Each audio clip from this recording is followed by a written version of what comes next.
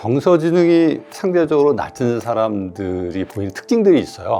친구가 없습니다. 분위기 파악을 못한다. 눈치가 없다. 자기중심적이다. 정서지능이 낮은 사람들의 특징이죠. 생각을 바꿔야 됩니다. 자신의 마음 상태가 지금 어떤지를 한번 살펴보는 것도 좋다. 자기다움, 나다움의 역량, 경험들을 갖는 게 되게 중요하다. 내가 너무 부정적인 것에 민감하지 않나. 긍정적인 것의 의미들을 좀 볼 수 있는 생각의 여유를 좀 가지면 어떨까. 자꾸 만나서 이야기하고 하다 보면 소통의 과정에서 같이 공감하는 경험들이 늘어나기 때문에 이 정서지능이 조금씩 높아질 수 있는 겁니다.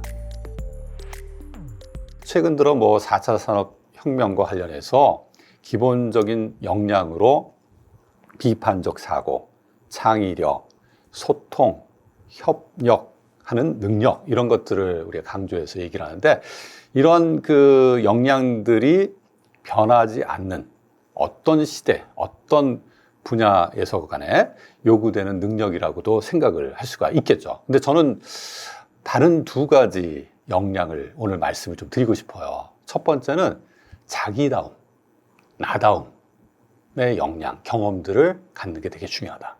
우리가 비판적 사고나 창의적 사고, 이것도 어디서 나오냐면 자기다움에서, 자기 생각들을 계속 만들어가는 과정에서 비판적으로 사고하고 그 결과들을 만들어서 자기 색깔을 담아서 자기 생각을 중심으로 결과를 만들어내는 과정에서 창의적 산출물이 만들어지는 거거든요. 따라서 어느 분야건 어느 시대건 간에 저는 자기의 생각을 중심에 놓고 자기의 경험을 나의 것으로 만드는 역량, 이건 핵심이다. 그리고 실제 역사적으로도 그렇고 각 분야에서 그 분야의 새로운 변화를 이끌어내는 사람들의 특징이 뭐냐면 자기 색깔이 있었어요.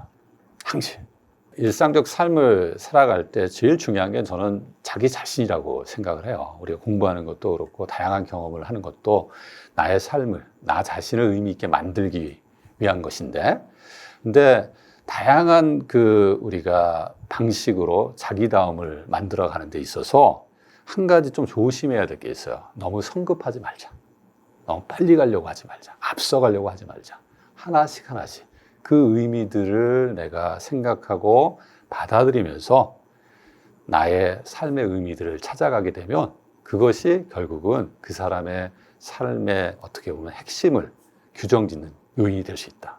그런 하나하나 천천히 자신의 삶의 의미들을 내가 알 때 비로소 나다움이 만들어지는 것이다 라는 말씀을 꼭 드리고 싶습니다.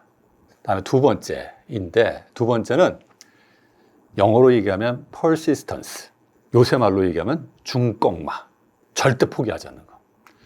그 시대에 어떤 분야에 새로운 결과물들을 만들어낸 사람들 보면 중간에 좀 어려움이 있다고, 실패했다고, 포기하고 딴 쪽으로 돌아서고 이런 모습을 보인 사람은 하나도 없습니다. 절대 그 실패나 좌절을 그대로 받아들이지 않고 다시 한번 딛고 일어서는 모습을 통해서 새로운 결과물들을 만들어낸 것이다. 그래서 저는 두 번째, 시대가 변하더라도 변하지 않는 역량으로 꺾이지 않는 마음을 강조해서 이야기를 합니다.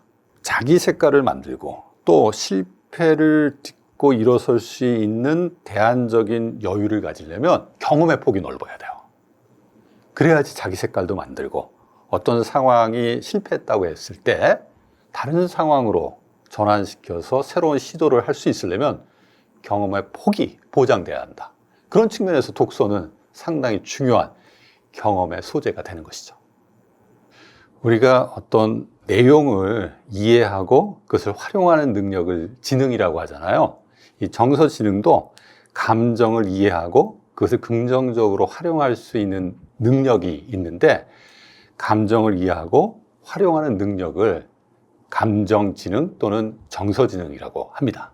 이 정서지능이 높은 사람하고 낮은 사람의 결정적 차이는 상황 인식이나 판단에 있어서 차이가 나타난다라고 말씀드릴 수 있어요. 우리가 일상적으로 분위기 파악을 못한다, 눈치가 없다, 자기중심적이다. 이렇게 얘기할 때 보면 그 상황에 대한 인식, 판단을 잘 못한다라는 의미를 담고 있거든요. 이때 상황에 대한 인식, 판단을 잘 못한다라고 하는 것은 그 집단의 분위기, 타인의 감정, 이런 걸 잘 이해 못할 때 이런 일이 발생합니다. 이 정서지능이 높은 사람들은 그런 집단의 분위기라든지 타인의 감정 같은 것들을 잘 이해하기 때문에 눈치 빠르게 어떻게 판단하고 행동해야 될지를 아는 것이죠. 이처럼 이제 정서지능이라고 하는 게 사회적 상황에 대한 인식과 판단에 있어서 되게 중요한 역할을 한다고 봐야 합니다. 정서지능이 상대적으로 낮은 사람들이 보이는 특징들이 있어요. 일단은 친구가 없습니다.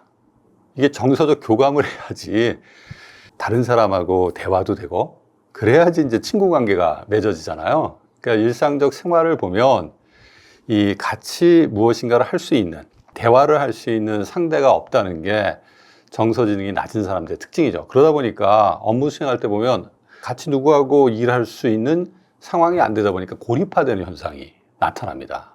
그러니까 더 직장 생활할 때 스트레스를 받게 되죠.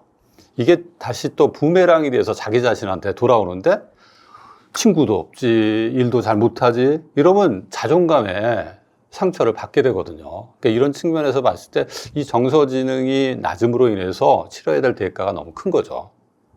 먼저 생각을 바꿔야 됩니다. 이 정서지능이 낮은 경우에 보통은 우리가 이제 부정적 사건, 긍정적 사건들이 우리 삶에 다 존재하잖아요. 근데 부정적 사건에 더 민감한 경우가 많아요. 그러다 보니까 되게 부정적인 정서, 감정 상태를 일상적으로 유지하게 되고 이런 부정적 정서, 감정 상태가 유지되다 보니까 타인하고의 관계나 일을 수행하는 과정에서 문제가 발생하는 경우가 많은 거죠. 따라서 자신의 마음 상태가 지금 어떤지를 한번 살펴보는 것도 좋다. 내가 너무 부정적인 것에 민감하지 않나. 긍정적인 것의 의미들을 좀 볼 수 있는 생각의 여유를 좀 가지면 어떨까. 행동 측면에서도 우리가 생각을 해볼 필요가 있는데 다른 사람하고 만나는 기회를 많이 가져야 됩니다. 많은 사람하고 만날 필요는 없어요. 자기하고 친한 사람, 좋은 친구들은 있지 않습니까? 그 사람들하고 만나는 기회를 외면하지 말아라. 자꾸 만나서 이야기하고 하다 보면 타인과 소통하는, 또 소통의 과정에서 정서, 감정을 같이 공감하는 경험들이 늘어나기 때문에 이 정서지능이 조금씩 높아질 수 있는 겁니다.